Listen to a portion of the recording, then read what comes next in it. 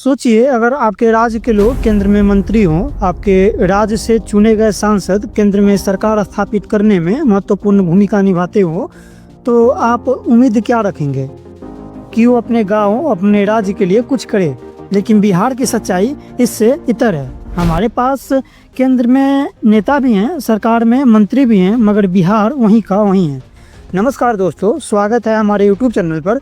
और आज के इस वीडियो में हम बात करेंगे बिहार के इस बदहाली के पीछे हमारे बिहार के ही नेताओं के बारे में।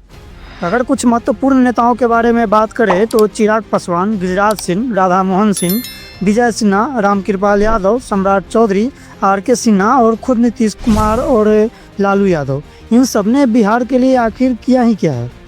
क्योंकि अगर इन्होंने सच में कोई भी काम किया होता तो आज बिहार को पलायन, शिक्षा और स्वास्थ्य के लिए दूसरे राज्यों पर निर्भर नहीं रहना पड़ता। चिराग पासवान एक युवा चेहरा है, बॉलीवुड से लेकर संसद तक का सफर तय किया है और आज केंद्र में केंद्रीय मंत्री भी हैं। लेकिन सवाल ये है कि अपने मंत्रालय से बिहार के लिए उन्होंने क्या किया है, और किया भी है तो कितना खास किया है। क्या बिहार के युवाओं के लिए बड़े पैमाने पर नौकरी लाने का कोई भी प्रोजेक्ट उन्होंने लाया है?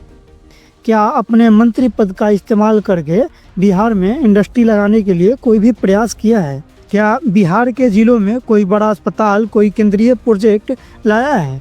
सच ये है कि दिल्ली में मंत्री बनने के बाद भी बिहार की ज़मीन पर उनके नाम से कोई बहुत बड़ा बदलाव नहीं दिखता है।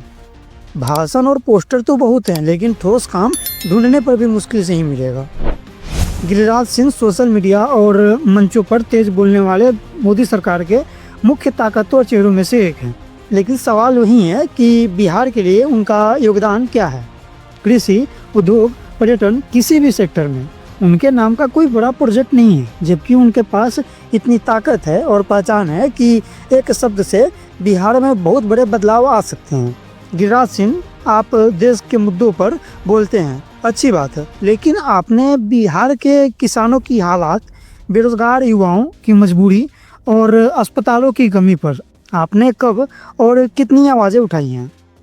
राधा मोहन सिंह देश के कृषि मंत्री रहे हैं। सोचिए, अगर बिहार से कोई भी कृषि मंत्री बने तो किसान क्या सोचेंगे? यही सोचेंगे ना कि अब हमारी ज़िंदगी कुछ तो बदलेगी।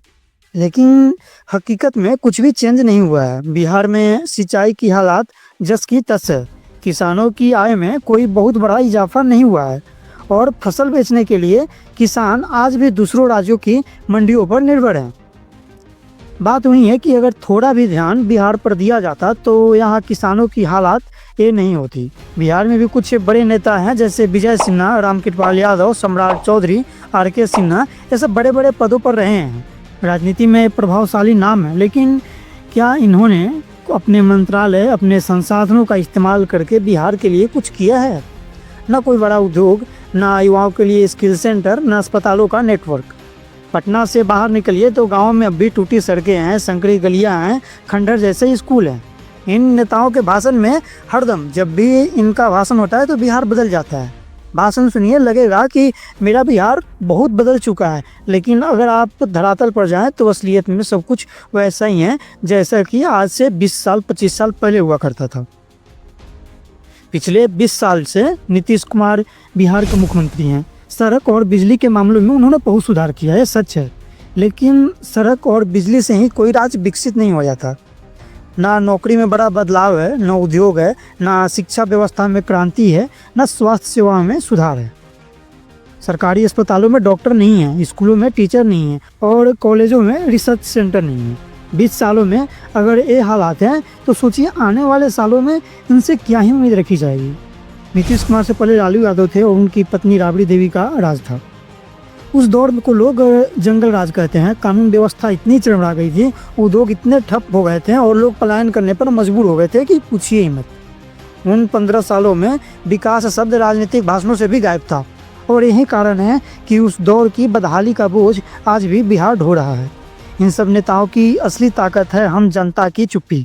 हम हर चुनाव में जाति, धर्म, पार्टी देखकर वोट देते हैं, काम देखकर नहीं। यही वजह है कि नेता चाहे जो कुछ भी कर ले, आखिरकार वो जीत ही जाते हैं। अगर हम वोट देते समय सवाल पूछना शुरू कर दें तो ये नेता बिहार को वोट बैंक नहीं समझेंगे, अपना घर समझेंगे। और जब वो घर समझने लग जाए तो समझिए कि कुछ तो सुधार हो ही सकता है। बिहार और बिहार से जुड़े नेताजी, आप सबके लिए एक ही सवाल है, आपने बिहार के लिए आखिर क्या किया है?